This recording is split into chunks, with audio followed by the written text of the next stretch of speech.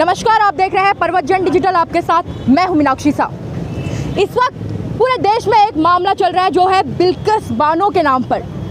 बिल्किस बानो जो कि 5 महीने की एक प्रेग्नेंट वुमेन जिनके साथ बलात्कार होता है और अब बलात्कारियों को छोड़ दिया जाता है, ये कहते हुए कि उनका जेल में जो व्यवहार है वो अच्छा है और वो किसी एक विशिष्ट संप्रदाय से ताल्लुक़ रखते हैं, विशिष्ट जाति से ताल्लुक़ रखते हैं। मैं नाम नहीं लेना चाहूँगी, लेकिन चाहे बिल्किस बानो किसी भी धर्म की हो, किसी भी मजहब की हो, लेकिन एक महिला होने के नाते ये आवाज़ उठाना बेहद ज़रूरी है। इस वक्त मैं गांधी पार्क के सामने हूँ, जहाँ पर मुस्लिम समुदाय, वैसे मैं मुस्लिम समुदाय पूरी तरीके से नहीं कहूँगी क्योंकि यहाँ पर काफ़ी सारे लोग हैं, महिलाओं की आवाज़ बनते हुए यहाँ पर मैं और लोगों से बातें करूँगी।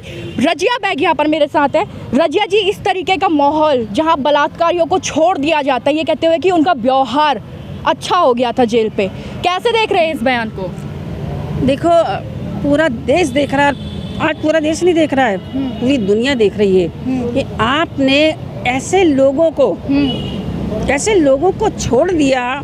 क्या देश का कानून ये कहता है? क्या रिमेशन पॉलिसी यही है?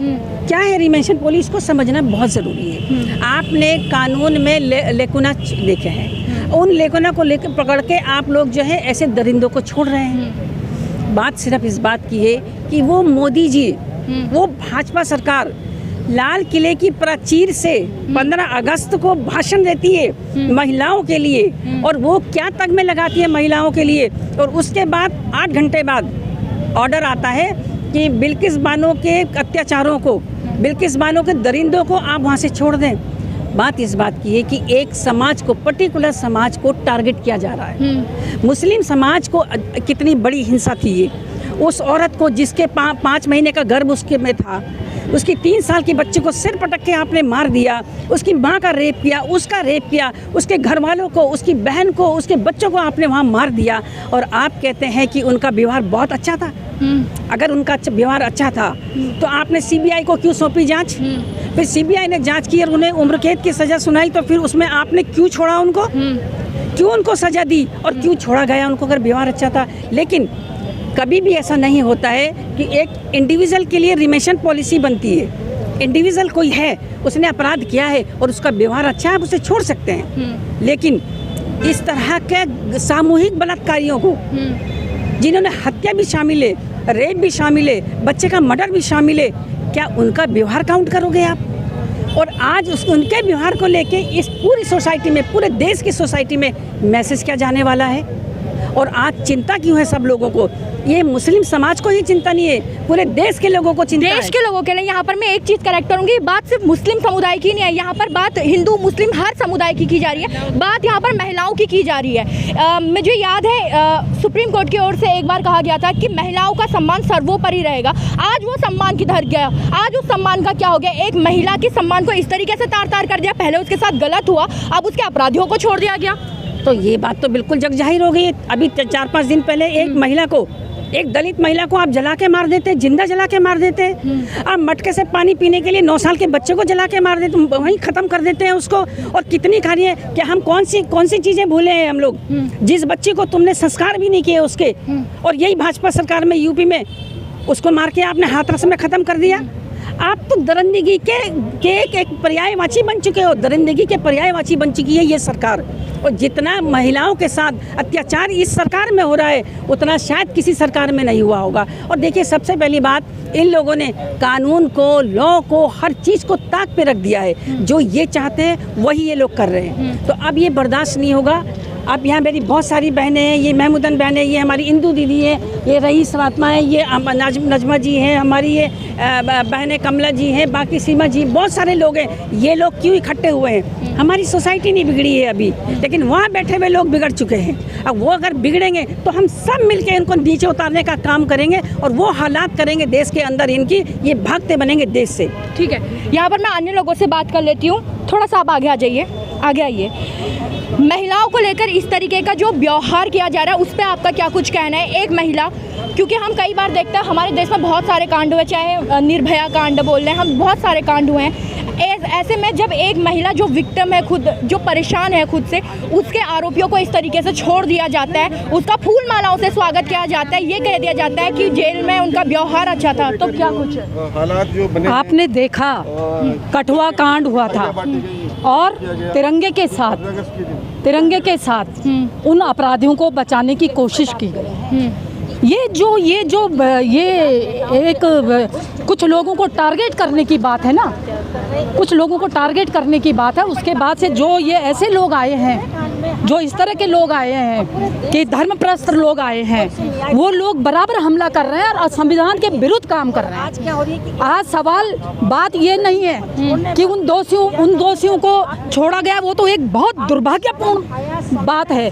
बात ये है कि आज हम करते थे महिला समानता की बात। एक महिला को महिला होने के कारण उत्पीड़ित होना पड़ता है, एक महिला को आज साबित हो गया कि मुस्लिम होने के कारण उत्पीड़ित होना पड़ता है, दलित होने के कारण उत्पीड़ित होना पड़ता है, कामकाजी मजदूर होने के कारण उत्पीड़ित होना पड़ता है। आज ये साबित हो गया है कि संविधान की रक्षा करना आज हमारा बहुत बड़ा काम हो गया है। आज जरूरी है कि हम सब मिलकर सड़कों पे उतरें।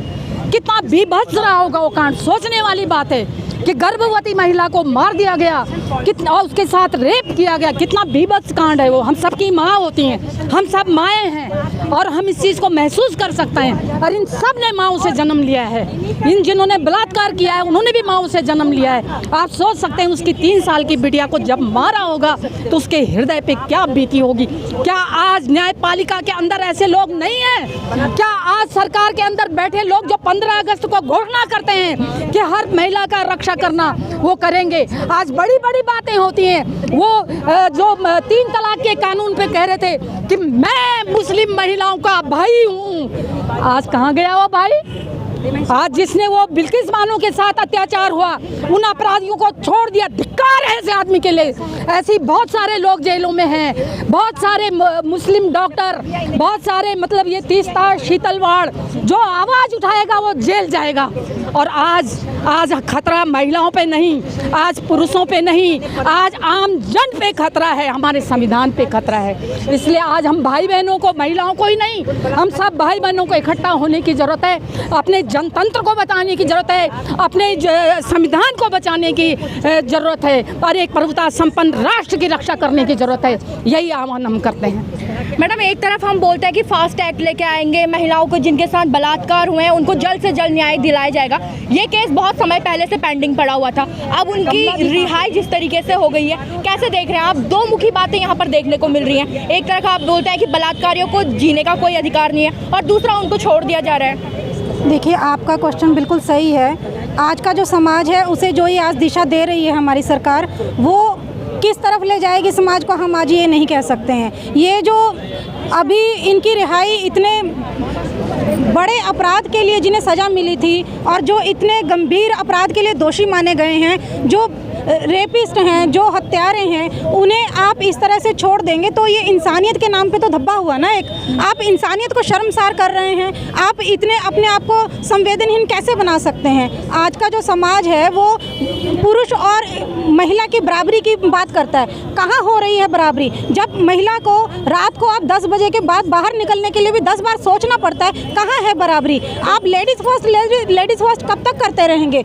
हम तो बराबरी का हक मांग रहे हैं। बराबरी का हक नहीं देते, कम से कम सुरक्षा तो दीजिए, सिक्योरिटी तो दीजिए।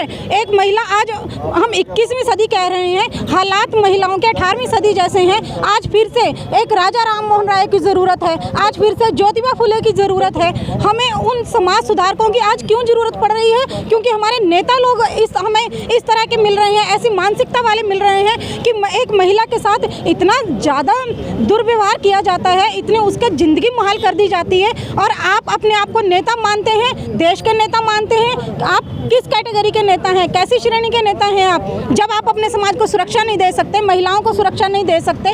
महिला होना कोई जुर्म नहीं है, लेकिन इन्होंने महिलाओं को महसूस करवाया है कि अगर आपने महिला के रूप में एक जन्म लिया है तो आपको उसे भुगतना पड़ेगा। क्यों भुगतना पड़ेगा? हम लोग घर गृहस्थी भी संभालते हैं, हम लोग समाज में अपनी सहभागिता देते हैं, हम हर तरफ से इस समाज को आगे बढ़ाने का काम करते हैं। बच्चे की पहली जो शिक्षिका है, जो गुरु है, माँ मानी जाती है, माँ के साथ ही अगर ऐसा व्यवहार होगा, आप उसे जीने का हक नहीं देंगे तो आप अपने समाज को कहाँ ले जाओगे? आपके कल के जो पुरुष हैं, जो आज आगे बढ़ रहे हैं, जो आज बच्चे हैं, कल को वो किस तरह के पुरुष बनेंगे, वो समाज को क्या दे सकते हैं? इस बात पे आज सोचने की ज़रूरत है। हमारे नेताओं को काम करने की ज़रूरत है। ये दोहरा चेहरा जो आप कह रहे हैं, इसे ख़त्म करने की ज़रूरत है। हमें बिल्कुल अपने नेता चाहिए, जवाहरलाल नेहरू जैसे, सरदार वल्लभ भाई पटेल जैसे, ऐसे हमें नेता चाहिए जो पूरे समाज को साथ लेकर चलें, एकजुट होकर चलें। ठीक है, तो आप यहाँ पर देख सकते हैं, इनके बैनर्स देखिए आप पर, we are ashamed, save our girls.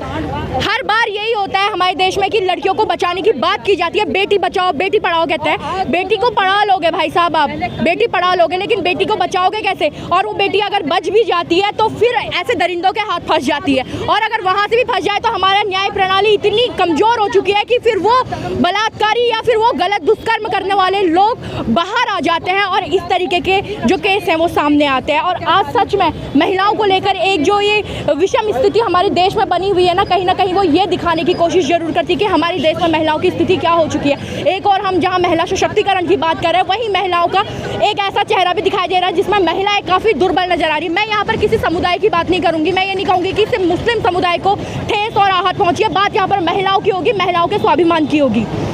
तो बिल्किस बानो के साथ हम सभी हैं, उनको न्याय ज़रूर मिलना चाहिए, उन बलात्कारियों को किसी भी तरीके से छोड़ा नहीं जाना चाहिए। तो फिलहाल अभी मेरे साथ इतना ही, आप बने रहिएगा अपने पर्वत जन डिजिटल के साथ।